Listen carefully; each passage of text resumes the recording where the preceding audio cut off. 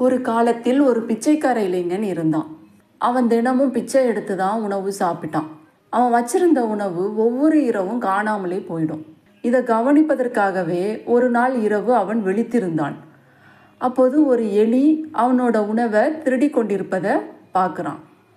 நானே ஒரு பிச்சைக்காரன், என்னோட உணவை நீ திருடுறியா அப்படின்னு அவன் கேட்குறான். அதற்கு அந்த எலி சொல்லுது, நீ ஏழையாக இருப்பது உன்னோட அதிர்ஷ்டம் அப்படின்னு. அதற்கு அந்த பிச்சைக்காரன் ஆச்சரியப்பட்டு கேட்குறான், என்னது அதிர்ஷ்டமா? அது எப்படி என்ன அதிர்ஷ்டமாகும் அப்படின்னு கேட்குறான். அதற்கு எலி சொல்லுது, நீ போய் புத்தரை சந்தித்து கேள் அப்படின்னு. அதனால் அவனும் புத்தரை சந்திக்கிறதுக்காக அவனோட பயணத்தை தொடங்குறான்.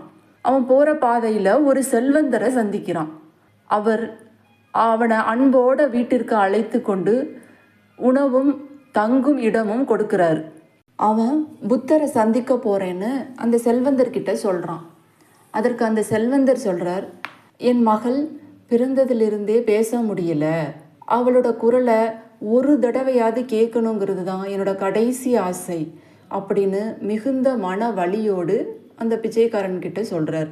அவள் எப்போ பேசுவாள்னு நீ புத்தர்கிட்ட கேட்டுட்டு வரியா அப்படின்னு அவரோட கேள்வியையும் அந்த பிச்சைக்காரன்கிட்டேயே கொடுக்குறார்.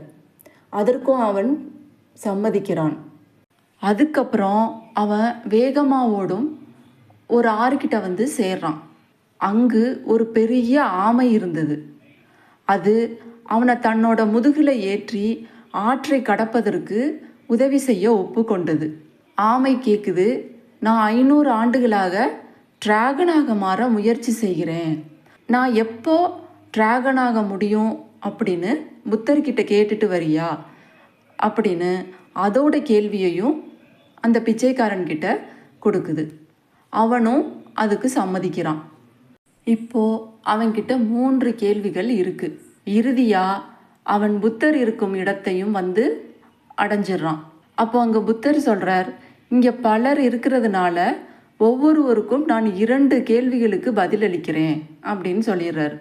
அந்த இளைஞனுக்கும் ஒரே கவலையாக இருந்தது. ஏன்னா அவன்கிட்ட 3 கேள்விகள் இருந்தது. என் பிரச்சனை மற்றவங்களை விட பெருசு இல்லை அப்படின்னு அவன் நினைக்கிறான். அதனால் மற்றவங்களுடைய கேள்வியையே மட்டும் அவன் கேட்குறான். அவன் திரும்பி வரும் வழியில் அந்த பெரிய ஆமையை சந்திக்கிறான்.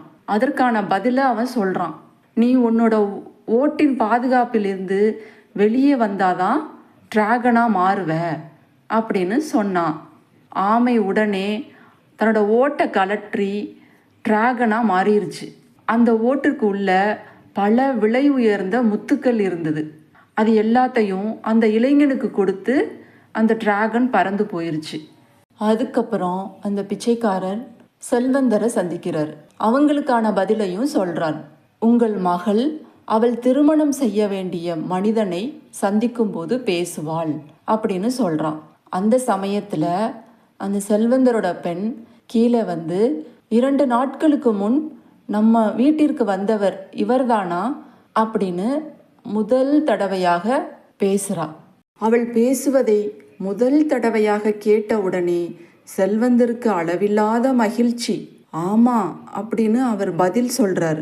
அவரை நீ கல்யாணம் பண்ணிக்கிறியா அப்படின்னு தன்னோட மகள்கிட்ட கேட்கிறார்.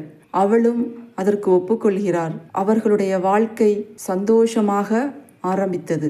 அந்த பிச்சைக்காரன் கொஞ்சம் கூட சுயநலம் இல்லாமல் மற்றவங்களுக்கு உதவி செய்ய நினைச்சதால அவனோட வாழ்க்கையே மாறிடுச்சு. இந்த வீடியோ பிடிச்சிருந்தா லைக் பண்ணுங்க, ஷேர் பண்ணுங்க, மறக்காம சேனலை சப்ஸ்கிரைப் பண்ணுங்க. இந்த வீடியோ பற்றிய கருத்துக்களை கமெண்ட்ஸ்ல சொல்லுங்க. நன்றி.